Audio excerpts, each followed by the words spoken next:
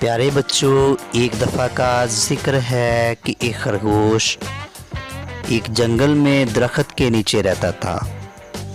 खरगोश बहुत शरारती था। वो जंगल में खूब सैर करता और बहुत सुकून के साथ ज़िंदगी गुजार रहा था। एक दिन वो बहुत भूखा था और इसके पास खाने के लिए कुछ ना था। वो अपने घर से निकलता है और सैर करता करता दूर जा निकलता है। थक हार कर वो एक दरख्त के नीचे बैठ जाता है कि अचानक इसकी नज़र दरख्त के पास पड़ी हुई बहुत सारी गाजरों पर पड़ती है।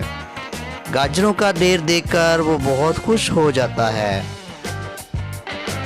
अभी वो इन गाजरों को खाने ही लगता है कि वहाँ पे एक हिरन आ जाती है और खरगोश को कहती है, खरगोश भैया, मेरे बच्चे काफ़ी दिन से भूखे हैं, इन्हें खाने के लिए कुछ नहीं मिला।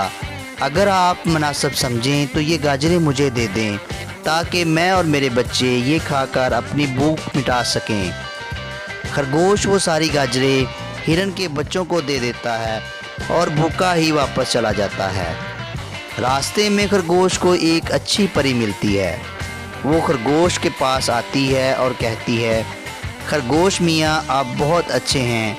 आपके दिल में दूसरों के लिए रहम देकर मुझे बहुत खुशी हुई है।